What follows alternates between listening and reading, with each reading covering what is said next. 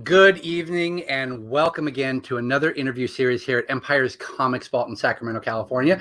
We are talking to a local here from the Sacramento area, Justin Greenwood. We're going to find out all about him, about the projects he has coming, about the projects he has going on, of course, the works that he's done, everything from the current Compass to Stumptown.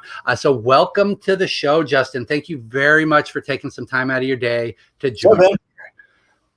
So we caught you. This was a good time for you. You just spent the day on the river with the family. I did. I was just looking at myself in the camera. I'm kind of roasted. It was really hot out there.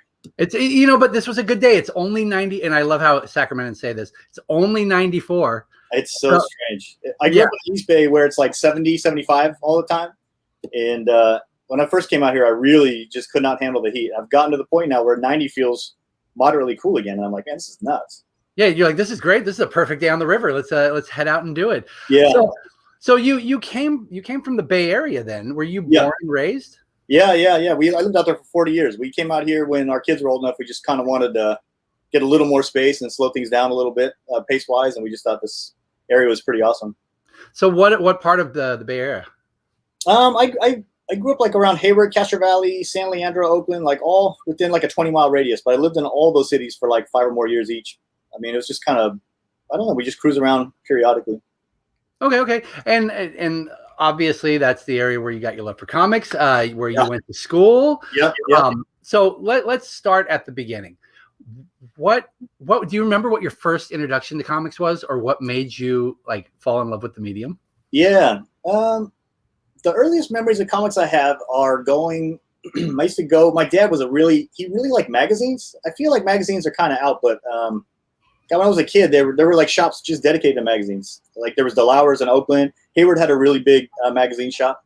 And my dad would go and peruse the shops for long periods of time. And I would always just hang out at the comic racks, and I'd be soaking up as much comics as I could get in that short time.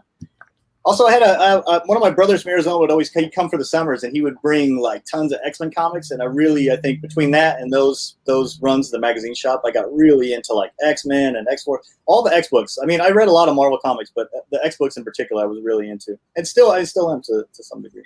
So were you a Marvel kid then? Yeah.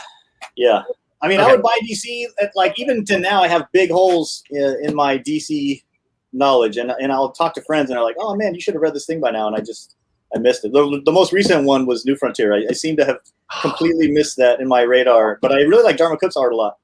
And that book is fantastic. If you get a chance to, it is well worth checking out.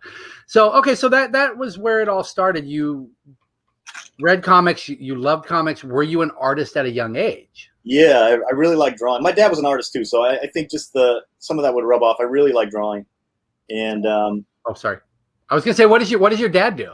He was a custom painter, pinstriper for cars. Okay, and he would do like flames and like really cool stuff. He was awesome, and he really was encouraging about art. He used to say like, look, if you love art and it's something you want to do, you should pursue it. I mean, it makes every day feel like you get to do the thing you love, and if you can get paid to do it, it would be awesome. Like it's a special experience, And so for me, I don't know. I drew for a long time. I think I was hesitant to say I want to do comics because comics has kind of a bad reputation in terms of just getting work and financially it can be challenging. I think it's probably true of any job in the arts, but particularly comics. And so I think I got to an age where it was in my mid-20s. I just felt like, man, I want to take this serious. I'm really going to commit myself. And I went to art school in San Francisco at the Academy of Art University. Okay, and was when you went there, was it specifically with comics in mind, or was it? It was. Well, I felt like, look, let's just start by learning how to draw well, and if that works out, then maybe I can do comics. I just felt like let's keep an open mind, and I learned like I went there for traditional illustration, so you kind of learn a little bit of everything. I learned how to paint, learned how to draw, and when I was done, I felt like, okay, I've seen a lot of different things. I'm going to start with the thing I love first. And give myself, I forget how long, maybe 3 or 4 years, really like commit to it and see if I can make that work, if I can get a job doing that. So what steps did you take to make that a possibility then? Sorry, my computer just told me it was going to restart. I'm like, oh, that would be very bad timing. What steps? Well, I'm sorry, what was your question? Yeah, so what steps did you take? You're done with school. Yeah. You're confident with your art. Yeah. You want to make it a career. Yeah. what did you do to get into the comic world? Yeah, so I had a very small portfolio getting out of college. I think I waited a little too long. I wish I had committed myself to comics earlier while in school, so I could have kind of built up a better portfolio. I think when I got out, I felt like, all right, well, I'm going to go to shows and see what's out there, see where my style might be a fit, and I'll start talking to editors, and I'll build a portfolio in the next year or two and just kind of feel it out. And that's what I did. And it was at one of those shows. Actually, it was WonderCon when WonderCon was still in San Francisco. Oh, I miss it. I mean, it was in Oakland when I was a kid. My first WonderCon was the one where Image was announced and like launched. I remember just thinking like, this is incredible. It was the mid 90s. I think it was 90, 93 or 94. Nice. Maybe it was 92. But anyhow, so WonderCon moved to San Francisco, and I remember going to that show with my portfolio and taking it around. And at this particular one, I met James Lucas Jones at Oni, and I showed him my portfolio and said, hey, this is the kind of thing I'm interested in doing. And I was pitching a book then. And he said, I don't know that this book is a fit, but I do think your art is good, and we might have a project you'd be a good fit for. So we started to talk, and over a period of months, I got my first project, which was Resurrection at Oni Press with Mark Guggenheim. That's fantastic. So, and how many issues was that? It ran, well, that book, there was a series that ran before ours. Like ours was a relaunch. It was actually, I think it was Oni's first colored book, ongoing, if I'm not mistaken. And it ran 2 volumes. I wish I could remember exactly how many issues. I guess it would have been 12. Or 12 or 13. I don't remember now, but yeah, it was great. I mean, the first time you were doing anything ongoing, for me, it just felt like I just had broken through this amazing. I was so excited to be drawing comics. I was insanely fired up. And Oni, I mean, that's we're going back to 92. Oni, there weren't a lot of independents. Yeah, so yeah. We were jumping on with a big gun in the independent market. It really felt like it. And in fact, the book launch with a free comic book day 0 issue that I got to draw, I think that's why I thought it was 13, is because there was a 0 issue that led into the relaunch of the series, and they collected the previous series, right? It all came out at the same time. So they really had put a lot of energy behind it. And the book was awesome. Like, it was a lot of fun. And it's kind of cool, though. Your first one, not only do you get in with a big independent publisher, but Mark was a name too. Yeah, absolutely. Yeah, he's awesome. So yeah, it was a great experience. I felt like in all the ways to get started, that was a very lucky way to go about it. Like I just really kind of hit the jackpot on the first shot. It was awesome. That is really cool. And of course, I assume at the time you did all the conventions down there. You did Ape. Yes, yeah, Ape. Yeah. I loved Ape. I miss Ape so much. That was such a personal show. Like you could, I mean, it wasn't that big. It got obviously it got bigger, but you could like go and you could talk to these people, and it was industry people. It was people with their zines. It was just such a neat show. Yeah, they have a really unusual mix, right? Like the energy there was such an interesting blend. It was everything from like crafts to full-on long-running projects, and you could really, yeah, you're right. You could just meet anybody. Anybody who went there, you could have a dialogue with and check out what they were doing. It was totally cool. So, well, then I assume you were doing all of those, which is where you started to meet some more people. I never did Ape. I always felt like my style wasn't a fit there. I felt like I was not indie enough for the indie kids and not mainstream enough for the mainstream kids. Like it was a weird. I didn't feel like that was a fit. In retrospect, it would have been fine. But I always would go to Ape and see friends and go hang out at the show. But I never exhibited at it. Strangely. Okay, well, unfortunately, there's not a chance now. But no, I know it's gone. But you never know. Maybe it'll come back. I heard that. Who used to own that show? Was it Dan Beto, or used to run it? I heard he had done a version of it in San Jose for a couple years after, like he brought it back for a couple years. But I think at this point it's done, huh? Yeah, I believe so. But you never know. Or something akin to it could come up. Yeah, and that might be fun to do because I mean, there's a pretty good community down there where you. Oh live. Man, a huge community, and people. You know what I just saw on the same topic.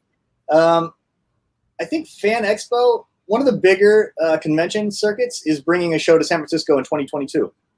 Really? Yeah, I haven't talked to them, but I saw a posting about it, and I thought, oh, that would be awesome. And I think it's even at Moscone where they used to have WonderCon. They used to do the WonderCon. That's pretty cool, actually. Yeah. I think that would create a lot of nostalgia for people, and I think just the name there alone would get us to go back and bring back the memories. I would love it. The ALA was there about 4 or 5 years ago, and I went to it, and it was so much fun to be in Moscone again. Just doing a comic show, so familiar feeling that it would be rad if another show had a regular presence at Moscone every year. That would be amazing. I wonder if the Jollibee is still right across the street. Go, I go, doubt it. That might be the craziest thing of all. I don't know who go back and get some lunch. It's pretty amazing when you're in a con like that, though, because you've got all these people you love, the creators, the other things. And I had gone to see Peter David because he's one of my favorites. Oh, and then okay. I went to Jollibee's to get some lunch afterwards. And in the con, he's like this superstar. Yeah. And then you go to Jollibee's, you're like, oh my God, that's Peter David, but he's just a guy eating lunch. Right. Yeah, totally. Hey, I'm curious. I only read Peter David with X Factor. Is there a book that's like the book that, like you say, you're a big Peter David fan? What was the thing that got you fired up about Peter David? Because I don't know his other stuff, but I know he wrote a lot. He did quite a bit. His Marvel stuff has just been on point. He's one of those people who clearly loves the characters, clearly knows the universe.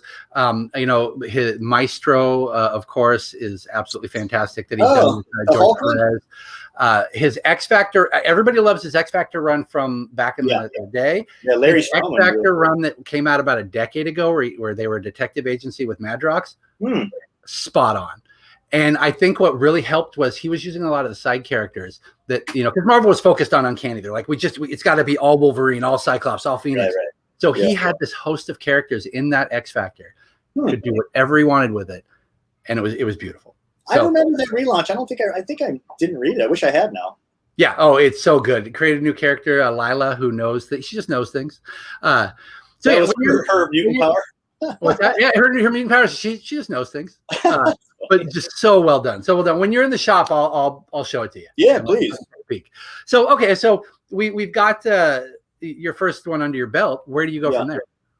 Well, I had a good relationship with Oni and with Mark also. So we had started talking about doing Stringer. So I had another book with Mark and Oni called Stringers that we started around that time. Around the time Resurrection ended, I think we rolled right from one to the other. It's been long enough now. I can't exactly remember for sure. But, what year was that? Do you remember, roughly? Yeah, so I think I started about 11 or 12 years ago. That would have been after a couple of years, so maybe 10 years ago-ish. I don't know, in that ballpark. But I remember we had a pause like halfway through, and Oni asked if I would jump on to Wasteland to work with Anthony Johnson's Wasteland, which is one of their longest-running books. It's post-apocalyptic, I guess kind of Western. It's an awesome book. And I read the book, so I was like, yeah, I would love to come and draw some of it. And so I did an arc of that, and then I think it went back to Stringers. I can't remember the timing. I ended up doing a second arc of Wasteland in there, but I don't remember now which one came first. I know the Stringers ended up coming out much later, though, because I didn't finish it till probably a few years later. Yeah, I think my first introduction to you had to have been Wasteland. Because I read the entire thing, and it went on a long time, and Independence didn't go on that long back then. It's so true. In fact, I think Chris drew the first half of the book, and then I think I came in and did an arc, and then someone else came in and did an arc, and then I came in to do another one, and then I think at that point Chris took over, if I remember right, and he finished the series, which was awesome. I love his art so much. I'm a massive fan of Chris Mitt. He's great. Nice. Yeah, and I think there were like 10 volumes at least, which is, like I said, it's a lot for back then. Now we've got your long-running sagas in East of West, but back then you usually had one or two trades, and then the show it was done. Yeah, and I mean it was such a good book, and so I think working with Anthony, we had a great time working together, and he was such a good world builder that we started talking about like, what if we do something else? And he had pitched me this idea for a book that ended up being Diffuse a little while later at Image Comics, and I think that was maybe 7 years ago or something, 6-7 years ago. Yeah. But and that book ran for us. We did 4 volumes of that book too. The Fuse, I mean. Yeah, and The Fuse, and that was with who? That was Anthony Johnson also. Oh, it was Image Comics. It was Image. That's what I thought. I didn't want to say it, but I was pretty sure it was Image because they. That and that 7 years ago with Image Comics was a wonderful point to jump on. Yeah, I remember the first. Let's see, they did an Image Expo. It was like in Oakland. I did attend that show. It was so much fun. In fact, I met a lot of people at that show who are now good friends of mine in that artist alley, like kind of like what you were talking about earlier. But the next one they did in San Francisco, the Fuse was part of their little preview book, and I just remember feeling like, oh, this is so awesome. And also because I grew up, they were local to us then. They were in Berkeley, and at the time that I started really getting into comics, Image had just been announced, and it was those were a lot of books that I read on the regular. So to get a book project over there was really exciting. That's nice, and it's got to be rough as a freelance. I mean, you're trying to get get books wherever you can, I imagine. Yeah. And at the beginning, I think you just feel like every time you do something, you're just like, I hope there's something to follow this. But I gotta say, I've been very lucky and fortunate. I tend to have projects lined up to where I don't have that feeling. After a couple of years, things were kind of set up, and a lot of those projects were ongoing. Like the Fuse ran for some time, 4 volumes. I think it was like a couple of years, maybe 3. And I started working on Stumptown around the same time too. So Oni had reached out about possibly coming on to Stumptown with Greg, and so there was a period for a while I was doing both books. I had started it so much earlier that I had a lot of lead time, and the way the schedule worked out, it was manageable. Okay, and I mean, the current industry, at least I don't know from your perspective, the current industry, especially independent books, I imagine there's a lot of upfront cost to you as far as time and effort, putting it into something that's just coming out in issue format. But trades by the indie readers just get eaten up. So this is like a nice long-term thing. Yeah, absolutely. I mean, the publishers are pretty fair. We get advances too. It's not like we're just scratching to make it work in the meantime. But you are correct that trades are the long-term thing that really do well, and we live by ultimately. Then can I ask you an industry question, since you said yes, you can. Please. Okay, Yes. And always feel free to say no. So you said that you get advances. Is there an industry standard? I don't need to know percentages or money or anything. Is there an industry standard for something like that, or is it company by company? Well, it is company by company, and there are standards. I'm trying to think of how to frame it exactly. I've always worked in creator-owned books. In fact, my whole career has been in creator-owned books. We partner for these projects, and we work as a partnership and partner with a publisher. So, I mean, there are not many times. If we started a project, we usually split everything 50-50, and then the publisher will offer a page rate advance, and that advance is pretty much just solely based on what they think that book's going to sell. And if they think that book will support a big advance because the book's bound to be successful, then that's what you'll get. And if they don't, then you'll probably get a smaller advance. So it just depends on the project. Okay, no, I mean, and that's fair. I mean, that makes sense. If you're going in on something with big names, then of course they're going to be like confident in it. If you're some things are just some things you look at and think this is kind of niche or whatever, and it's probably not going to be as easy to get a bigger budget for it. And then there's projects where you just look at it and say, oh, this thing is certain to make enough money to where you can get a nice big page rate. It really just depends. Okay, no, and that's good. That's good to know. I know a lot of people, including myself, don't know the ins and outs behind the industry. But considering this is an industry where we absolutely love our creators and are more invested in you guys as much as we're invested in the stories coming out. Yeah, it's nice to know that there is that buffer. Yeah, as opposed to just waiting 6 months before you get paid. Absolutely, yeah. And I think that it just couldn't function that way. Honestly, I think it's so hard to make that work that. You come to really appreciate that from your publishers, So otherwise it would be impossible. Well, sweet. So then from that point, this is where Stumptown hits. Yeah. We started working on Stumptown around that same time. They were coming out overlapping for a bit, if I remember right. So time. And Oni approached you. They said you might fit good with this. Did you have to then go talk to Greg? Did they make the decision? How did this work out? Well, I think that I'm sure by the time they reached out, they had already pitched it to Greg. I mean, you'd have to ask him, but I'm certain that that's true. That I doubt that they would reach out before talking to him. And I did. Yeah, at that point, we did jumped on the phone and we talked for a bit, and it was awesome. I mean, that was a very easy.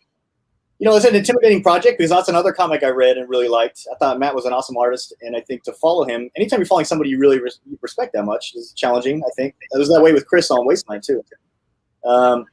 But that said, you assume that people approach you because they want to see what your sensibility is, and you have to be true to that and tell the story how you think it should be told, And it ended up being a very just easy, awesome collaboration. It's been great. He's a good partner. It's been really, really wonderful. We worked on a lot of projects together at this point. Yeah, no, it's gotta feel fantastic to work with Greg Rucka because he's such a wonderful writer. Yeah, he really is. Yeah, super talented guy. Super talented. He's his female characters are just wonderful to read. Stumptown is one of the genres that I particularly enjoy. The crime noir. Me too. And it's a nice combination of modern day with crime noir. He hits, and a lot of people don't like this. I absolutely love it. I don't want to read a crime noir story where I'm not getting a couple of my favorite cliches. I need someone pistol whip thrown into the back of a car. You know what I mean? I like that kind of stuff. And he hits it, but he doesn't overdo it. So it's really fun to read, and it's a fresh take with some of your old classic tropes thrown in there. Yeah, and I think the way he writes, there's something very personal in it. I mean, like that stuff's in there and it's totally fun, but it's the dynamics between the characters and some of the relationships, I think, that are the most compelling parts of that book. Like, it's just almost definitely the family dynamic in there is great. Yeah. I mean, it's an awesome book.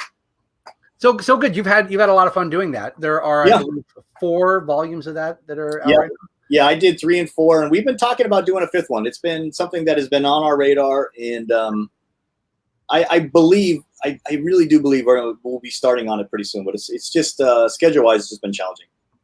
Okay, that's fair. I mean, you have some things coming up that you won't really be able to tell us about, but we'll hit here in a little bit. Yeah. So you've got stuff on your schedule. Obviously, he's working on other things himself. So hopefully, you guys will be able to squeeze in another mini. I hope so. Yeah, we've had this idea for a 5th volume for a long time, and I think we're just a matter of making the schedules work and getting to it. But we're excited about it. Okay, good. We had Tim Watts, who is a local creator here in town. You'll probably run into coming up to the cons again when we get him going, because he's got his own book that is about to come out, and it actually looks really fantastic. Oh, nice. He had a question. Of course, most of you will know that Stumptown got made into a TV series with Colby Smulders. Yeah. As the lead, which is absolutely beautiful. Awesome. He's asking, what was the steps that were taken in that? I mean, how did that even begin to happen? Yeah, that's a good question. I really think that started with one of the producers, Eli, going into a book. I think it might even have been Pal's books in Portland. I'm not positive. I have to ask him, but he picked it up, I think, randomly. I think he knew Greg's name from his novels. And thought, like, oh, I'll pick up one of these comics and check it out. And he read the book and was just really into it. And he brought it to his team at the district, and they thought, man, we should adapt this. This would be an awesome story. And so it just kind of built from there. It built from there. Okay, so then another industry question.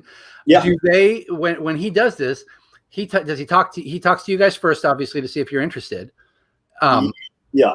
So he talked to Greg. I mean, I don't know at what point. I don't know how long they were talking about it before Greg reached out and said, hey, I have, this production company who's serious about doing an adaptation. I feel pretty good about it. What do you think about this? And we kicked it around. But the when you get that kind of an email, you're like, this is great news. I mean, there's no doubt about it. Like, and at that point, obviously, we were just talking about what would a TV show look like. We didn't know yet. And when the time came to where they were done with casting, and really, I mean, the whole experience is just so surreal. And the show itself is incredible. Like, a great cast. Really true to the comic. I mean, we really got lucky. It was exactly what we had hoped for. And I remember watching it go through the community, because Stumptown was obviously a name that people knew. Yeah. And to see the first announcement with coming to TV, and then you see the Colby announcement, and people are getting excited. They're building. The first season got a great response. Yeah. People loved it. It got picked up for a second season. It got picked up. It got greenlit for a second season, and then we ran into a COVID issue with delays, and the decision was reversed. It was such a bummer. It's a bummer to get the green light and then have it reversrsed. Yeah. And it's just COVID. It's like you know what? We're not going to lament on it or go over all. It is what it is. Like, we don't have it's just situation is what it is. Like, the show was good and it was well received, and just due to timing, a lot of things during COVID had the same problem, and we just the show they decided to revert the decision and hold off. So it's bad luck for us, but it was a good show while it lasted. So you were happy with the end product? Oh man, absolutely. I remember watching the pilot and just being like, I can't get over this. Like, the whole thing was just so surreal, because it was really good. Like, it was surprisingly good. Like, I was impressed. Yeah, no, people were loving it, especially comic book fans. Now, as an executive producer, did you have any say, or was that more of an ownership thing? I think that if I had been really interested in having a more active role in terms of giving direction, it was available. But to be honest, I felt like, man, once the thing was put together, it was such a strong package that I didn't feel the need to jump into that. I felt like, man, this thing's happening. I don't know. I come from comics. It's such a small world, and the teams are so small and personal that I know what it feels like when I've got something going and somebody comes in trying to give me a bunch of direction. And I felt like unless there's a problem with the show, I don't see the need to do that. Nope, that's fair. If it's moving along, and especially if you're enjoying what you're seeing. Yeah. I mean, like, I just didn't feel like I would offer my opinion on things, but ultimately, like, it didn't. The show wasn't broken, so I didn't feel the need to go and be like, oh, you need to fix something that's not there, Okay, nope, that is fair. So the option, ultimately, the answer to my question is the option was there. You didn't feel the need to exercise it. Yeah. Greg. I mean, I think that Greg probably talked to them with some frequency, and I know he had thoughts on the thing also, and. But ultimately, like for my part of it, I was happy just letting it be what it is and not trying to fiddle with it too much. That's beautiful. That's beautiful. That we had somebody ask a question. A couple of people had said they love your art, they love your stories. But we had a question from somebody who said what are your 3 favorite artists of all time? Oh, is that Curtis right there? You can. How did they ask questions? Is it on like YouTube or something? We're streaming to multiple locations. Oh, nice. Facebook Live, YouTube, Twitch, and we've got our man behind the scenes. Most of Ronnie. He is pulling them in as best he can so that we can. It's like a real production. I like it. Oh, thank you. I owe it all to Ronnie. I just show up. If I had my 3 favorite artists all time, I don't know. These all time, I have a really hard time with all time because I feel like every week is changing. I see something new and I go, oh man, it's awesome. And that really catches my fancy. Actually, Curtis just lent me this awesome Parker book. We were talking about Darwin Cook earlier. He lent me this like oversized Parker book. That's incredible. And I've been looking through Darwin Cook thinking like, God, this guy was so good. Like the way he tells a story is singular. It's so unique. When I think of people who are big influences, I mean, John Paul Leon's a big, massive influence. It's such a bummer him passing away this year, but it's an incredibly talented artist that I really found inspiring. Like I crack into that Wintermen book still all the time, and that book is not new. I think it's got to be 15 or 20 years old at this point. Wintermen, right? I mean, it's got to be that old. And still a go-to. Man, it's still a go-to. I just absolutely adore it. I was a huge Stray Bullet fan growing up, and David Lapham, like the way he draws and inks, it was a big influence. And I think when I look at my own art, still to this day, I still see some of those, like emulating some of that the way he uses gesture and energy and the line. I feel like I was really influenced by that. Big fan of his too. Okay. Well, then the second part of his question, if you have anybody in mind, was, is there anybody up and coming or people that maybe aren't getting a big spotlight that you are particularly attracted to? What do I have laying around here that I've been reading that is that awesome? I don't know what I've been. I don't know. Like I feel like I've been kind of disconnected on this topic. This is gonna make me sound super old, but like I feel like I don't have a good handle on what is up and coming. But I just got so many art books from a friend of mine that I've been looking through all these old European comics and thinking about how the sensibility is different. And I've been massively just taken with how different the way just the line work and the storytelling is such a departure from what I see typically in American comics. I've been really hung up on that. Yeah, the European stuff it's beautiful. And for the longest time, with American comics mainly being focused on superheroes, or more real world in the indie, it's only been recently that I feel that America has even begun to reach them on like the science fiction and fantasy. And of course, Image comics themselves are filling a lot of that void. But the detail behind some of those people, like again, speaking of somebody who unfortunately passed just this last year, Jimenez from the Meta Barons. Oh my God. Yeah, it's so crazy. In fact, there was a lot of humanoids in this pile of books, and I'm just like, man, this is just wild. Yeah, super impressive. You know what's kind of on that same wave too is there's an Image book right now, Carmen, I forget the name of it. Carmen. And the art is it's kind of similar to what we're talking about. Like I read it and think, man, this is not something I've seen before. Do you remember the artist's name on that book? I don't, unfortunately. I'm sorry. I don't remember. Sorry, Carmen. Yeah, I feel bad about that. But incredible. I mean, just so good. Yeah, I like the real fluid, that sensibility. It's like gestural and fluid, and it's something I aspire to when I'm drawing. But when I see somebody doing it really well, I really get overwhelmed with just how easy they make it look. So are you as an artist continually looking at your work and taking in things like that and saying, what could I do to? Okay. Yeah, constantly. And part of it is trying to suit whatever story I'm telling. You know, I take like right now, Compass is coming out, right? And I think about Compass and trying to do something that has energy is the one through line probably between all the projects. And I think a lot of times when I'm partnering with somebody, that's one of the reasons I think I really put a focus on that. And I think that's the one ingredient that's in all these projects, right? Like that's the thing I'm going for. But you know, Compass is like a lot of it is stone and grit, and you're trying to capture that feeling, you know. And I'll try and lean into that direction, find interesting ways to do it. But a lot of it is challenging myself to just be better. I mean, I want to be the best artist I could be. I don't know if that sounds funny or not. I feel like it feels funny now because it feels so honest. But like, man, it's just I really want to be the best version of myself, and I'm constantly pushing in a direction, you know. So in a book like that, I'll try and look at this. This is so awesome. Yeah, Curtis said it was Gil and March. What a lifesaver. Oh, thank you, sir. Yeah, so like in this book, I'm leaning in that direction, but ultimately a lot of it is just trying to find interesting storytelling or ways to suit a story that I think, oh man, because I'm working on this subject matter, it would be cool to do this other thing, you know?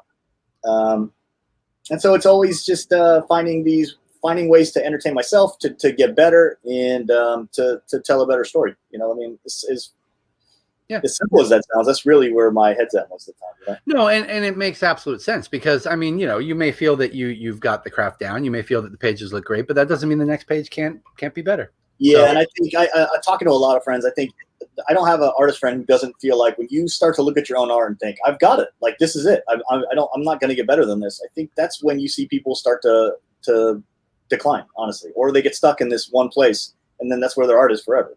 And you know, I don't know. From my personal goal, my goal is to improve. It's the number one thing. I love getting to draw comics. I want to continue to do it better and better, and find interesting ways to do it. You know.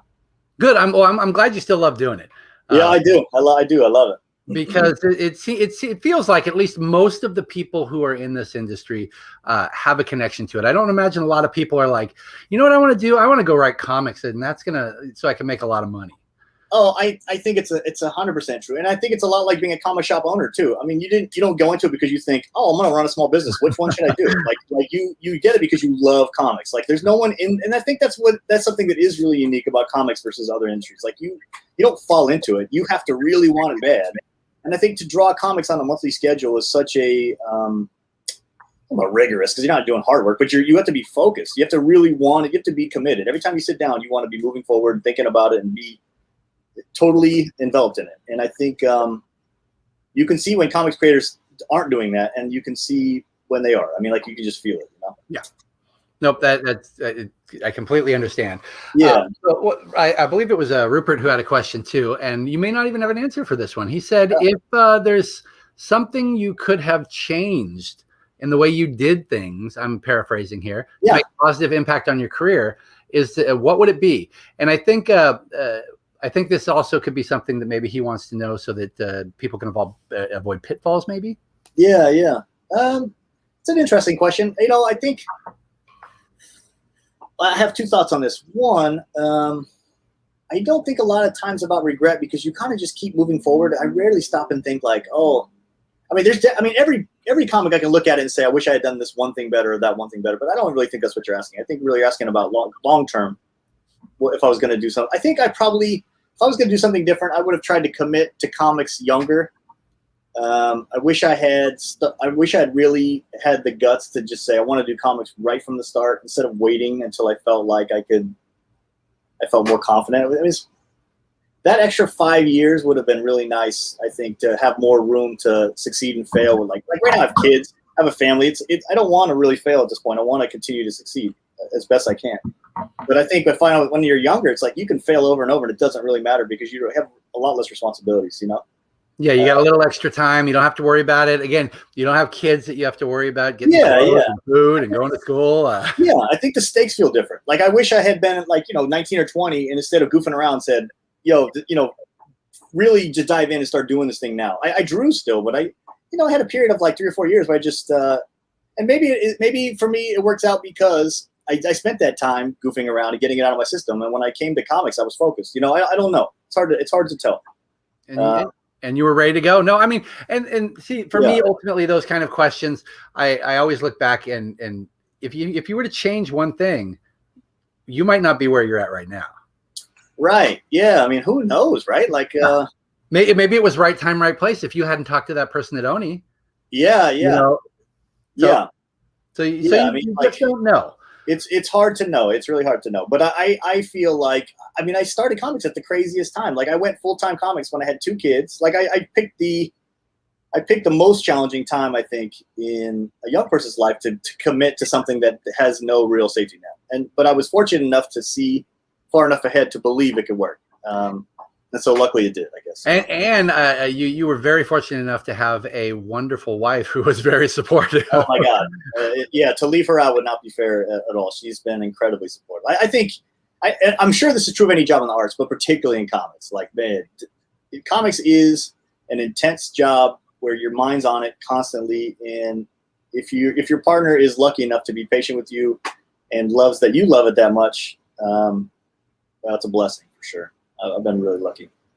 Yes, most definitely. And of course, it worked out. Here you are here. Ronnie, can we see the back there real quick? We're going to talk about his current book in just a second, everybody. But can we take a peek at his workplace? This is where the magic happens, correct? Yeah, this is where the magic happens. Yeah. And so what do we got? We got reference material on the back. What are the pages on the wall behind you? Those are pages that I've like mostly traded with friends or they've given as gifts. Like, in fact, I'm looking at it. I can see at the very bottom is a variant cover for Stringers that Johnny Christmas drew. I think we traded some art for it a while back. Above that is a page from Gorillas, Brom Revel's multi-volume book at Oni Press. Great book. In fact, when I look at storytelling and think about storytelling, that is one of the most impressive books. Like, just really, really unique storytelling. Very good. And I can see behind my head is Chris Mitten's cover when he I think that cover was from when he started doing covers on Wasteland, because he took over for the guy Ben Templesmith, who had been doing it before. And he gave to me as a gift when I took on that book. And above that, I can see Ramon Villalobos is his variant cover for The Last Siege. Right here, close to us, our neighbor. And then I could see Riley Rossmo. That's from I think it's from either Deathbed. Yeah, I think that's from Deathbed. Is Riley local? No, he's not. We became friends, so it's pretty early on at some point at a show or something. And then the last one is Phil Hester and Eric Gapster from I'm blanking on the name of that book. It was at Aftershock with Warren Ellis. I can't think of the name of it off the top of my head. Shipwreck? Yeah, Shipwreck. That's the one. Yeah. Awesome. I'm such a Phil Hester fan. Insanely big fan of his. That guy is just a class act. As a person, he's a great guy, and as an artist, just an incredible dude. Perfect is the dual combination. Yeah. And we can't make it out. So if it's one of the projects you can't tell us about, Ooh, is that the work you're currently working on? That is something I'm currently working on, and that one is still a secret. But I am doing a superhero book, and that series will come out next year. I think it'll get announced early, like at the very end of this year, early next year. And it's a create-your-own superhero thing. It's the first time I've drawn superheroes. I'm loving it. It's so much fun. That's great. Now, so you can tell us it's a superhero. Is this one you can tell us who you're working with, or is this all tough? No, not this one. I think we got to, with respect to the project, it's so early that I feel like I should be quiet about it. But I'm really excited, and I will say it's with a friend I've worked with a lot, and I think the creative team's awesome. It's a great-looking book. I'm excited about it. Really excited about it. Cool. So you have a couple projects you're working on right now.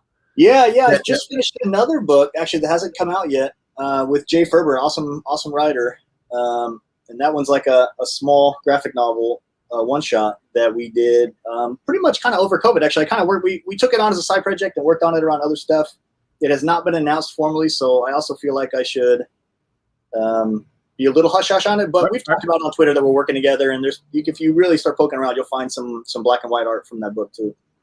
All right, so we can just head to your Twitter account or some of your other stuff and see it. So if we pop up his Twitter account, if you wouldn't mind. And Jay's really great. I mean, one of the books that I love the most from him is that Dynamo 5. Yeah. The concept was ridiculous. Like Superman's got all these illegitimate children. I know, what an awesome premise, right? Yes, and with little portions of his power. It was so well done. So I'm looking forward to seeing what you have planned with him. He's great. We had talked about doing something else, and the timing wasn't right, and so we said, well, let's let's pin something down. Let's put our heads together. What do we both want to do? We sort of just kind of formed an idea, and the idea grew into this book. It's really a awesome project too.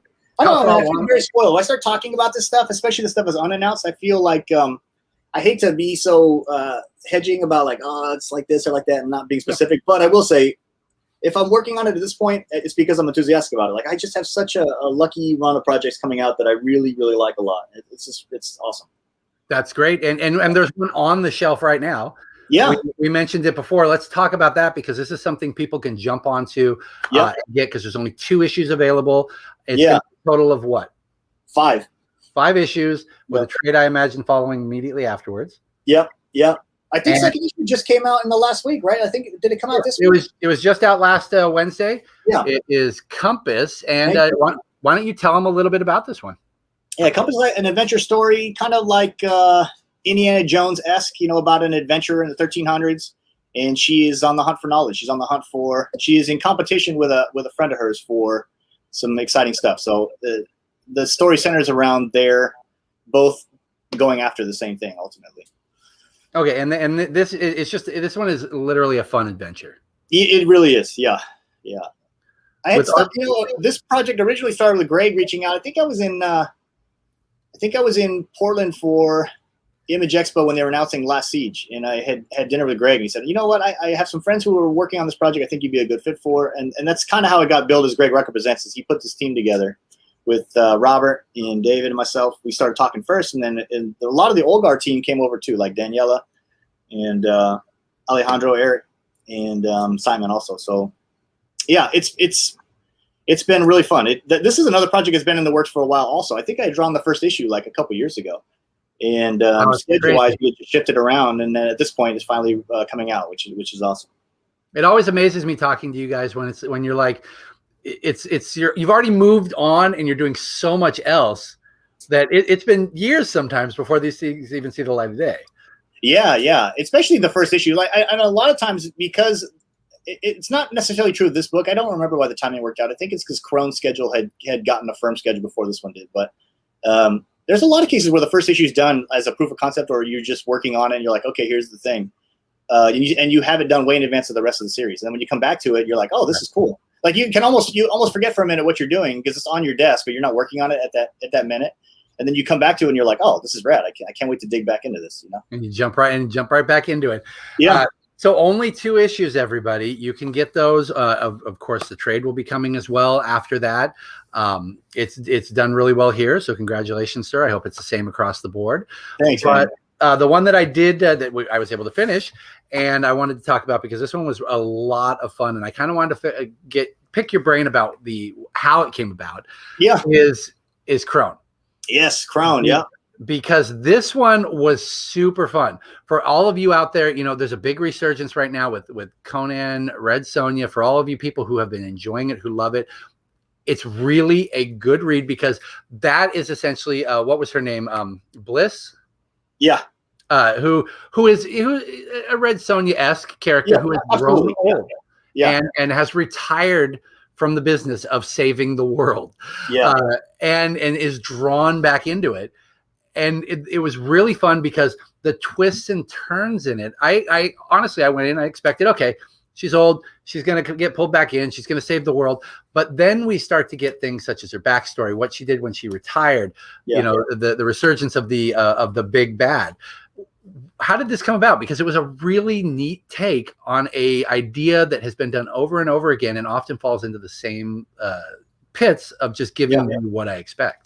I know exactly what you mean. I had breakfast. So Dennis Culver, the writer, is a good friend of mine, and we were having breakfast one morning at a show, and he says, "Man, I'm working on this idea that I think is awesome." And I'm like, "But like all your friends, if you work in comics, especially, all your friends have awesome ideas, and you're always like, oh, some of them are awesome, some are not. Like you never know what you're gonna get, honestly." Yeah. And Dennis is a bright guy, and he goes, "I got this idea. What do you think about this idea?" And he wasn't even pitching it to me yet. He was just talking about it, and he described that first scene in Crone with her standing on the mountaintop and we just started riffing. We started talking about it. I'm like, man, this is an awesome premise for a story. Like the most badass sword fighter in the world had, put her sword down, and she had not been active for so long, and suddenly she has to face this villain and decide whether she has the strength in herself to come back and do it again. And I just loved it. I thought it was just I think he pitched it to me as like Unforgiven meets Red Sonja. I mean, most likely. And I thought that's a great fit. Yeah. Yeah, I just instantly liked the book, and I think at the time he had another artist, and the artist fell out, and he said, I knew you were excited about this. Is it something you'd want to do?" And I said, I would. So yeah, totally cool. Yeah, it's like kind of in keeping with what you're talking about. Like every issue, I just remember thinking like, oh, what an interesting place to take this. I didn't expect it. It's that way with Compass too. In fact, the third issue comes out next, and I remember reading the script of the third issue of Compass and just feeling like, I did not see this coming. Like I thought I knew where this was going, and then it's such an unusual place, but a fun one, like really fun. Good. That's really good to hear, actually. Yeah, and it's really what you want out of your collaborators. I mean, to be completely honest, if you're getting the same thing you expect every time, you're probably going to be unfulfilled at a certain point. And I just think that kind of collaboration or that kind of creativity when you're in that zone and you're talking about it, and then you get that thing and you're like, oh, I didn't see this coming at all. This is amazing. Is what makes it so much fun. I really like it. Well, good. I'm looking forward to the next one. And of course, everybody, whether you're in Sacramento or not, whether you shop at Empires or not, the trade for Crone is available. So if your comic shop does not have it, just ask for it, because they can easily order all of the stuff that we've been talking about and get it in for you. So it's easy to get these things and to try it. That's it. That's right there. So I had a quick question for you though. Sure. If you could give anybody who wants to be part of this industry one piece of advice, what would you think it would be? Well, coming from the artist side, I feel like art is such a personal thing, and everybody is, if you're drawing, you really like drawing, you enjoy it. But man, I would tell young artists to just really make sure you're drawing all the time. Really, really committed, and don't wait for somebody to tell you it's okay. Like just get out there and get after it. I had so many sketchbooks filled up, and I looking at photos and reference, and I've been drawing from that. I'm drawing from life.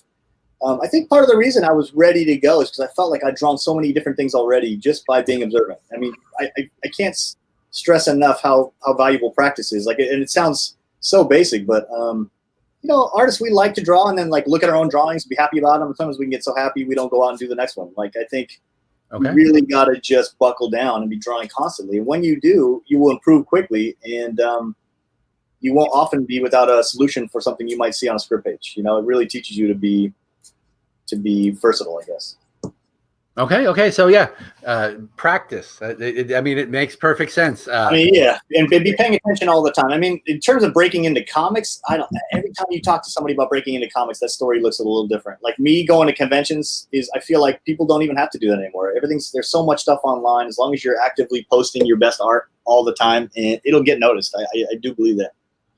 Okay, yeah, and that's true with Instagram and Twitter and everything else. There's so many venues to get done, and it's a completely different era than when you started, because Kickstarter has made a huge impact. Yes, exactly, for a lot of people.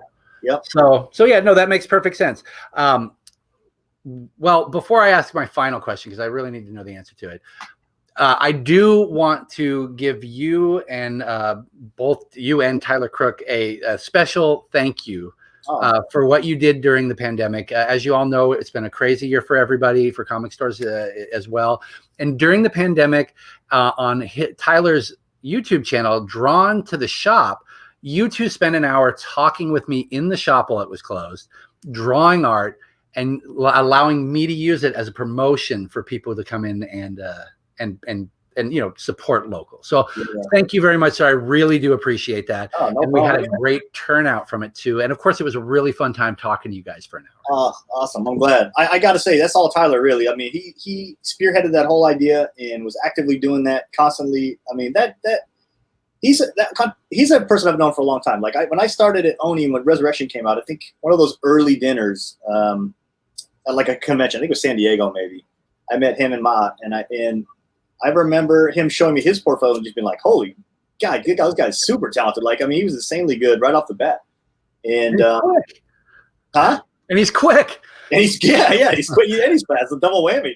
And, but more than that, he's a good person. He's just a really sweet, nice guy who is a really, really talented. And so you know, when he said, "Hey, I'm doing this thing. What do you think about joining in on it?" It's easy for me to say yes. I mean, I was glad to do it. That's great. Well, thank you very, very much, sir. So as we wrap this up, of course, guys, just don't forget, you've got the Stumptown, you've got Fuse, you've got Crone, we've got Compass on the shelf right now. Visit his website to find out all of the books that he's got, and then, of course, talk to your local comic shop. But the most important question of the evening, and one that will define your character in my eyes. Hit me. Which do you prefer, soft serve or traditional ice cream? Oh my God. I was so sure you were going to ask Star Trek or Star Wars that I am just shocked that this is an ice cream question. I'm like an egg. Just give me it however I can get it. But if I have to pick between soft serve, what did you call the other one? Like traditional ice cream? Yeah, traditional ice cream. I'll go with traditional ice cream. And I know that's probably not the popular answer. No, ding, ding, ding. That is the correct answer, sir. Yeah. But if I'm being honest, if I feel like ice cream, I'll take it however I can get it. I'll eat yogurt, I'll eat whatever. I'm a savage. I love ice cream. Especially going full circle back to the beginning of the conversation, since we live in Sacramento and it's going to be 107 degrees this week. I will have to give that to you. Either one will do on Wednesday when it reaches those ridiculous. Yeah, that's true. Well, thank you very much for joining us, Justin. I really do appreciate it. That was great talking to you, finding out a little bit behind the scenes, getting a little hint at stuff that might be coming up for you. And of course, if anybody has any more questions for him that we didn't get to or that you didn't get a chance to ask, go to his social sites, hit him up. I'm sure he'll be happy to answer them for you. Absolutely. Yeah. Thanks, Ben. I appreciate it. You got it. Thank you very much. Thank you all for watching, and we'll see you next time for another interview.